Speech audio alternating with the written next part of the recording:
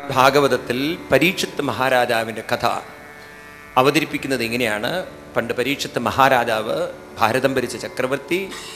സാധാരണ എല്ലാവരും ക്ലബിൽ പോകുന്ന പോലെ അന്നത്തെ രാജാക്കന്മാരുടെ ക്ലബ്ബായിരുന്നു മൃഗയാ വിനോദം. അദ്ദേഹം മൃഗയാ വിനോദത്തിന് കാട്ടിൽ പോകുന്നു. അദ്ദേഹത്തിന് ദാഹം വരുന്നു. വെള്ളം നോക്കുന്ന സമയത്ത് കാണുന്നില്ല എവിടെയും. കുറച്ച് ദൂരെ ഒരു ആശ്രമം കാണുന്നു. അവിടെ ഒരു മുനിവര്യൻ ധ്യാനനിരതനായി ഇരിക്കുന്നു. ആ ധ്യാനനിരതനായ മഹർഷിയുടെ മുന്നിൽ പോയി തലകുനിച്ചുകൊണ്ട് പറഞ്ഞു, ഞാൻ പരീക്ഷിത്ത മഹാരാജാവാണ്, ദാഹിച്ചിട്ട് വരികയാണ്, എനിക്ക് കുടിക്കാൻ അല്പം വെള്ളം വേണം. സ്വാഭാവികമാണ്, എല്ലാവരും ചോദിക്കുന്ന പോലെ അദ്ദേഹം ചോദിച്ചു. എന്നാൽ ധ്യാനനിമഗ്നനായ മഹർഷിവര്യൻ ഈ പറഞ്ഞത് കേട്ടില്ല. പരീക്ഷിത്ത മഹാരാജാവിന് ഒരു നിമിഷം അദ്ദേഹത്തിൻ്റെ നിലവാരം മാറി. പെട്ടെന്ന് കോപം വന്നു. കോപിഷ്ഠനായ അദ്ദേഹം കൽപ്പന കൊടുത്തു, ഞാൻ ഭാരത ചക്രവർത്തി പരീക്ഷിത്ത മഹാരാജാവ്, അഭിമന്യു പുത്രൻ, എൻ്റെ ശാസനം കേൾക്കാതിരിക്കുന്നത് അതൊരു തരം നിന്ദിക്കുന്നതിന് തുല്യമാണ്. എനിക്ക് ദാഹിക്കുന്നു, വെള്ളം തരൂ എന്നൊക്കെ അദ്ദേഹം ആക്രോശിച്ചു. പക്ഷെ ധ്യാനത്തിൽ അങ്ങേയറ്റം നിമഗ്നനായ ലയിച്ചുപോയ മഹാൻ കേട്ടില്ല.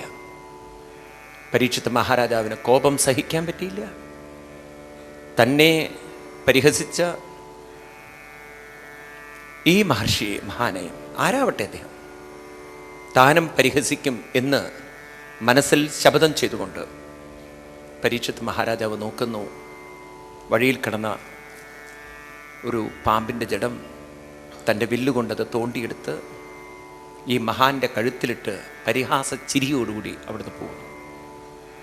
പരീക്ഷിത്ത് മഹാരാജാവ് അറിഞ്ഞില്ലേ, ഇത് അദ്ദേഹത്തിൻ്റെ ജീവിതം മുഴുവൻ മാറ്റിമറിക്കുന്നു. ദൂരെ കളിച്ചുകൊണ്ടിരുന്ന മഹർഷിവര്യൻ്റെ പുത്രൻ ഈ ദാരുണമായ കാഴ്ച കണ്ട് പരീക്ഷത്തിനെ നോക്കിക്കൊണ്ട് ശപിച്ചു, ഇത്ര നിന്ദ്യമായ അധർമ്മമായ പ്രവൃത്തി ചെയ്ത ചക്രവർത്തി, ഏതൊരു പാമ്പിൻ്റെ ജഡമാണോ അച്ഛൻ്റെ കഴുത്തിലിട്ട് അപമാനിച്ചത്, ഇന്ന് തൊട്ട് 7ാമത്തെ ദിവസം പാമ്പുകളിൽ വെച്ച് ഏറ്റവും വിഷയുക്തമായ പാമ്പ് നിന്നെ കടിച്ച് നിനക്ക് മൃത്യു സംഭവിക്കട്ടെ എന്ന് ശപിച്ചു. പരീക്ഷത്തിൻ്റെ വയസ്സ് 7 ദിവസത്തിലേക്ക് ചുരുക്കി. ഒരുപക്ഷെ ഈ ഒരു കഥ 5000 വർഷം മുമ്പ് നടന്നതായിരിക്കാം. ഇന്ന് ആരാണ് പരീക്ഷിത്ത്? നാം ഇന്ന് അതിനൊരു പുതിയ വ്യാഖ്യാനം കണ്ടെത്തണം. അപ്പോഴാണ് ഭാഗവതത്തിന് ഈ കാലഘട്ടത്തിൽ പ്രസക്തി. ഇന്നത്തെ പരീക്ഷിത്ത് എന്ന് പറയുന്നത് നമ്മളൊക്കെ പരീക്ഷിത്തുമാരാണ്. ആരാണ് ഈ പരീക്ഷിത്ത്? നമ്മുടെ ജീവിതത്തിൽ മനസ്സിനെ ദുർബലമാക്കുന്ന പരീക്ഷണത്തിൽ പരാജയപ്പെടുന്നവരാണ് പരീക്ഷിത്ത്. എവിടെയൊക്കെ നിങ്ങളുടെ മനസ്സ് പരാജയപ്പെടുന്നുണ്ടോ അപ്പോഴൊക്കെ നിങ്ങളൊരു പരീക്ഷിത്തുമാരാണ്. മനസ്സിനെ പരാജയപ്പെടുത്തുന്ന പരീക്ഷണങ്ങളിൽ പരാജയപ്പെടുന്നവരാണ് ഇന്ന് പരീക്ഷിത്തുമാർ. പരീക്ഷിത്തെന്നത് ഒരു കഥാപാത്രമല്ല, പരീക്ഷിത്തെന്നത് ഒരു പ്രതീകാത്മകതയാണ്. It symbolifies, it represents. നമ്മളതൊന്ന് കാലഘട്ടത്തിൻ്റെ ഒരു വ്യാഖ്യാനം നമ്മളതിനെ കണ്ടെത്തണം. അപ്പോഴേ ഈ ഭാഗവതം എല്ലാ കാലഘട്ടത്തിൻ്റെതായി മാറുള്ളൂ. അപ്പോഴേ അത് നമ്മുടെ ജീവിതത്തിൽ പ്രയോജനകരമായി തീരും. അല്ലെങ്കിൽ നിങ്ങൾക്കൊരു നോവൽ വായിക്കുന്ന പോലെ, കഥാപുസ്തകം വായിക്കുന്ന പോലെ, പണ്ടൊരു ചക്രവർത്തി കാട്ടിൽ പോയി മൃഗയാ വിനോദത്തിന് പോയി, തത്തമ്മേ പൂച്ച, നമ്മൾ എത്രയോ കഥകൾ കേട്ടിരിക്കുന്നു, അതുപോലെ മറ്റൊരു കഥ. ഭാഗവതം അങ്ങനെ ഒരു കഥ പറയാനല്ല ഇരിക്കുന്നത്. ഇവിടെ പരീക്ഷത്തിനെ കുറിച്ചല്ല പറയാൻ പോകുന്നത്. ഇന്ന് പറയാനുള്ളത് പരീക്ഷത്തിൻ്റെ സ്റ്റേറ്റ് ഓഫ് മൈൻഡിനെ കുറിച്ചാണ്. അത് നമുക്കെല്ലാവർക്കും ഉള്ളതാണ്. സ്വാഭാവികമാണ്, വീട്ടിലേക്ക് ഭർത്താവ് കയറി വരണോ ഓഫീസിൽ നിന്ന്, അന്നിത്തിരി വൈകിട്ടാണ് വരുന്നത്. ആ സമയത്ത് ഭാര്യ ധ്യാനനിമഗ്രയാണ് കുങ്കുമപ്പൂവിൻ്റെ മുന്നിൽ. ഇന്നത്തെ മുനി ഭാര്യയാണ് ധ്യാനം ചെയ്യുന്നത് TV-യുടെ മുന്നിലിരുന്നിട്ടാണ്. കയറി വരുന്ന ഭർത്താവാകുന്ന പരീക്ഷത്തിന് ആ സമയത്ത് നമസ്കരിക്കാനാണോ തോന്നുന്നത് ഭാര്യ? ഒരു ഭർത്താവും ചെയ്യില്ല. അപ്പം പറയും, ഭവതി, ഞാൻ ഭവതിയുടെ ആര്യപുത്രനാണ്, ഭർത്താവാണ്, ദാഹിക്കുന്നു, കുറച്ച് വെള്ളം തരുമോ? അപ്പോഴും പൂവിൻ്റെ ഉള്ളിൽ ലയിച്ചിരിക്കുന്ന ഭാര്യ അത് കേട്ടിട്ടില്ലെങ്കിൽ ചത്ത പാമ്പിനെയല്ല ഇന്നത്തെ പരീക്ഷത്ത് കഴുത്തിലിടുക, സ്വന്തം കൈ തന്നെ കഴുത്തിൽ വയ്ക്കും ഭർത്താവ്. അപ്പൊ ഇന്നത്തെ പരീക്ഷത്തിനും കോപം വരുമോ ഇല്ലയോ? ഉണ്ടോ ഇല്ലയോ? അപ്പൊ പരീക്ഷത്തെന്ന് പറയുന്നത് എവിടെ നിങ്ങളുടെ മനസ്സ് ദുർബലമാകുന്നോ ആ ദൗർബല്യത്തിൽ നിങ്ങൾ പരാജയപ്പെടുന്നിടത്താണ് പരീക്ഷത്ത്. ഇവിടെയാണ് നമുക്ക് പരീക്ഷത്തിനെ ഉണർത്തി എഴുന്നേൽപ്പിക്കേണ്ടത്. പരീക്ഷത്തിന് ശാപം കിട്ടിയപ്പോൾ ഒരു ദശരഥനെ പോലെ തളർന്ന് വീണ് കരഞ്ഞ് നശിപ്പിക്കാനല്ല അദ്ദേഹം ശ്രമിച്ചത്. അതുകൊണ്ടാണ് ശ്രീരാമസ്വാമിക്ക് അച്ഛനോട് വലിയ റെസ്പെക്റ്റ് ഇല്ലാതെ പോയത്. അവതാരമൂർത്തിയാണെങ്കിലും അച്ഛനെ അത്രയധികം റെസ്പെക്റ്റ് ചെയ്തിട്ടുണ്ടോ എന്ന് എനിക്ക് തോന്നുന്നില്ല. ശ്രീരാമസ്വാമിയെ വിളിച്ചുണർത്തുന്ന ഒരു പാട്ടാണല്ലോ കൗസല്യ ദശരഥപുത്ര എന്ന് എഴുതി വെച്ചിട്ടില്ല. പേര് കൊടുത്തത് കൗസല്യ പുത്ര എന്നാണ്. അപ്പം നോക്കൂ, അത് തന്നെ മനസ്സിലായിക്കൂടെ, ദശരഥനേക്കാളും എത്രയോ മഹത്വ സ്ഥാനം ആർക്കുണ്ട്? കൗസല്യക്കുണ്ട്. അപ്പോൾ പറഞ്ഞു വരുന്നത്, എവിടെയൊക്കെ നമ്മൾ ദുർബലരാകുന്നു അപ്പം നമ്മൾ പരീക്ഷത്താണ്. ഇനി എന്ത് ചെയ്യണം? പരീക്ഷത്തിൽ ഉടനെ തന്നെ വിവരമറിഞ്ഞു. മഹാന്മാരോട് ചോദിച്ച് എന്ത് ചെയ്യണമെന്ന് അവർ പറഞ്ഞു, ഹരിദ്വാറിലേക്ക് പോവാം. പരീക്ഷത്ത് തയ്യാറായി. ഈ തയ്യാറാവലാണ് പലർക്കും നഷ്ടപ്പെട്ടു പോകുന്നത്. ദുർബലരാവുക എന്നത് പ്രകൃതിയുടെ സഹജമായ അനുഭവങ്ങളാണ്. കാരണം ചില സാഹചര്യങ്ങളിലെ സമ്മർദ്ദങ്ങളിൽ, ചില സിറ്റുവേഷനിൽ മാനസികമായി ആരും ഒന്ന് പതറിപ്പോവും, നിയന്ത്രണങ്ങൾ വിട്ടുപോകും. പക്ഷേ ആ നിയന്ത്രണം വിട്ടുപോയാൽ ഒന്നുകിൽ കുറ്റബോധത്തിൽ നശിക്കുന്ന ഒരു ദശരഥനാവാം, അല്ലെങ്കിൽ തീയിലേക്ക് എടുത്തു ചാടുന്ന ഒരു സതിയായി മാറാം. മാനസികമായ വിഷമം സഹിക്കവയ്യാതെ ശിവന്റെ പത്നിയായ സതി ഹോമാഗ്നിയിലേക്ക് ചാടുന്ന രംഗം, അതുപോലെ സ്വന്തം ജീവിതത്തെ ട്രെയിനിനോ അല്ലെങ്കിൽ വല്ല എവിടെയോ കൊണ്ടുപോയി കയറിലോ ഒതുക്കാം ചിലർക്ക്. ഉണ്ടോ ഇല്ലയോ? പക്ഷെ പരീക്ഷത്ത് ഒരു മദ്യത്തിൻ്റെയോ ഒരു കയറിൻ്റെയോ ഒരു തെറ്റായ വഴിയല്ല, ദശരഥനെ പോലെ തളർന്ന് ജീവിക്കാനല്ല തീരുമാനിച്ചത്. അവിടെയാണ് സത്സംഗം എന്ന് പറയുന്നത്. പരീക്ഷത്ത് മഹാരാജാവ് നല്ലവരോട് കൺസൾട്ട് ചെയ്തു. എന്ത് ചെയ്യണം ഞാൻ? അവർ പറഞ്ഞു, ഹരിദ്വാറിലേക്ക് പോവാം. ഇന്ന് പല ജീവിതത്തിലുണ്ടല്ലോ ഈ തെറ്റായ വഴികൾ പലരും തിരഞ്ഞെടുക്കുന്നതിന് കാരണം അവരുടെ കൂട്ടുകെട്ടാണ്. എനിക്കറിയാം, എൻ്റെ ജീവിതത്തിൽ ഞാൻ വളരെയധികം സന്തോഷിക്കുന്നത് ഈ TV പ്രോഗ്രാമാണ്. കാരണം എത്രയോ ആളുകളുടെ ജീവിതത്തിൽ സ്വാധീനിക്കപ്പെട്ടിട്ടുണ്ട് എന്നുള്ളത് പലപ്പോഴും ഞാൻ പല സ്ഥലങ്ങളിൽ പോകുമ്പോഴാണ് കേൾക്കാറ്. പല കുറ്റബോധത്തിൽ നിന്നും പലരും പുറത്തു കടന്നു. ഞാനൊരിക്കലും ഒരു സ്ഥലത്ത് പ്രോഗ്രാമിന് പോയപ്പോൾ ഒരു ആൾ വന്ന് എന്നെ നമസ്കരിച്ചിട്ട് പറഞ്ഞു, സ്വാമിയുടെ രാവിലെ പ്രോഗ്രാം കേട്ടിട്ടില്ലായിരുന്നെങ്കിൽ ഞാൻ മരിക്കുമായിരുന്നു. അദ്ദേഹം ഡ്രൈവ് ചെയ്ത് പോകുന്ന സമയത്ത് ഉറങ്ങിപ്പോയി കാറിൽ. പുറകിൽ ലോറി വന്നിടിച്ചു. പുറകിലിരുന്ന ഭാര്യയും മകളും മരിച്ചു. ഇപ്പം താൻ കാരണമാണ് ഇവർ മരിച്ചു പോയതെന്ന കുറ്റബോധത്തിൽ നിന്ന് പുറത്തു കിടക്കാൻ പറ്റുന്നില്ല. അദ്ദേഹത്തിന് ഒരേ ഒരു ചിന്ത, ആത്മഹത്യ ചെയ്യണം. രാവിലെ ഈ പ്രോഗ്രാമൊക്കെ കേട്ടപ്പോൾ അദ്ദേഹത്തിന് മനസ്സിലായി ആത്മഹത്യ ഒന്നിനും ഒരു പരിഹാരമല്ല. അതാണ് ആ സത്സംഗം എന്ന് പറയുന്നത്. ഇതുപോലൊരു സത്സംഗം പലർക്കും നഷ്ടപ്പെടുന്നത് കൊണ്ടായിരിക്കാം അവർ ആത്മഹത്യകളിലേക്കൊക്കെ പോകുന്നത്. അപ്പം അതുകൊണ്ടുണ്ടല്ലോ നമുക്കൊരു ഉത്തരവാദിത്വമുണ്ട്. നമ്മളൊക്കെ ഇതിങ്ങനെ പ്രചരിപ്പിക്കണം. മനസ്സിലായില്ലേ? ആ പ്രചരിപ്പിക്കുമ്പോൾ ഒരാളെങ്കിലും അതിൽ വീഴാതിരിക്കില്ല. ഒരു മനസ്സിനെയെങ്കിലും നമുക്കതിൽ നിന്ന് പിടിച്ചുയർത്താൻ സാധിക്കും. വേണോ വേണ്ടയോ? രണ്ട് കാര്യങ്ങൾ ഭഗവാൻ പറയും. ഒന്ന്, അവനവനെ ഉയർത്തണം. രണ്ടാമത് പറയൂ, അതിന് ഗീതയിൽ കൃഷ്ണൻ ഉപയോഗിച്ച വാക്ക് സർവഭൂതഹിതേരഥ. സർവഭൂതഹിതേരഥ. ഗീതയില് 12-ാം അധ്യായത്തില് 4-ാമത്തെ ശ്ലോകത്തിൽ കൃഷ്ണൻ പറയും, സംനിയമ്യേന്ദ്രിയഗ്രാമം സർവത്ര സമബുദ്ധയാം തേ പ്രാപ്നുവന്തി മാമേവ സർവഭൂതഹിതേരഥ. സർവഭൂതഹിതേരഥ, മറ്റുള്ളവരെ പോലും ഉയർത്താനുള്ളൊരു മനസ്സുള്ളവരായി തീരും. നോക്കൂ, ഞാൻ ഈ പറയുന്നത് ശ്രദ്ധിക്കൂ നിങ്ങൾ. നമ്മുടെ ഭാരതീയ സംസ്കാരവും രാഷ്ട്രീയ സംസ്കാരവും തമ്മിലുള്ള വ്യത്യാസം ഇതാണ്. ഈ ഒരു എഡ്യൂക്കേഷൻ നമ്മുടെ കുട്ടികൾക്ക് നിങ്ങൾ കൊടുക്കണം. നമ്മുടെ ഭാരതത്തിൻ്റെ ഒരു ശാപമുണ്ടല്ലോ, തെറ്റായ രാഷ്ട്രീയ കാഴ്ചപ്പാടാണ്. എന്നെ സംബന്ധിച്ച് അത് കോൺഗ്രസ് ആയാലും ശരി, ഏത് പാർട്ടിയിലും ശരി, നമ്മുടെ ഭരണഘടനയിൽ എഴുതി വെച്ചൊരു യൂസ്ലെസ് വാക്കുണ്ട്. ഒരുപക്ഷെ ഭരണഘടനയെ ഞാൻ തരം താഴ്ത്തുന്ന രീതിയിലായിരിക്കും, എനിക്കൊരു വിഷമമില്ല അതിൽ. ആ വാക്ക് തെറ്റാണ്, അതുകൊണ്ടാണ് അത് പറയുന്നത്.